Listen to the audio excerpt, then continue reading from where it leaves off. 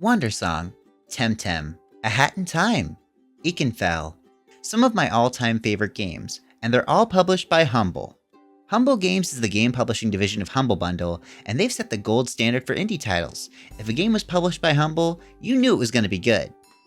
Now, there's a lot of confusion between developers and publishers, so I'll give you the quick explanation. A developer makes a game, and they can even self-publish if they so choose. However, a publisher can provide additional resources that can help that dev make their game. Publishers can provide QA, marketing, launch support, but most importantly, money. Humble Games had some amazing titles on the horizon, including Billy Bustup and Breeze in the Clouds, which is why it came as an absolute shock when posts from members of the team announced on social media that every single member of the Humble team had been let go. Now, first of all, dozens of talented staff at Humble have lost their jobs, but they're not the only ones affected. When a game sells on a store, usually the publisher gets the money, then takes their cut to recoup the resources and money provided to the developers before providing the devs with their own share.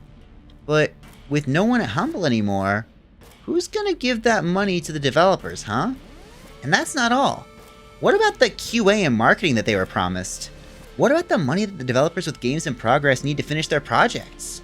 A representative from Humble Games' parent company, Ziff Davis, stated that Humble Games is not shutting down, but is undergoing restructuring, and that all past and ongoing projects and upcoming releases are not affected and will continue to be supported and published by Humble Games.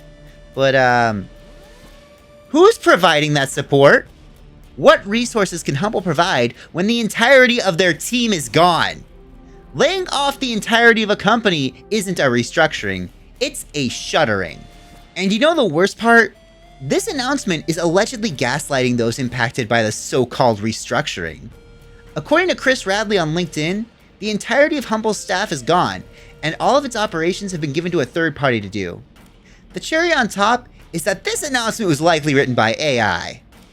With conflicting reports about what's going down at Humble, I'm hoping that everyone involved lands on their feet. I hope that those laid off can find work, and I hope that the devs who have published with them can get their publishing rights back, and I hope this doesn't impact the games that Humble had in the pipeline. After the closing of Private Division, Roll7, Tango Gameworks, and now Humble Games, I just need to stop caring about video games, because the people making the ones I love are just going to lose their jobs anyway.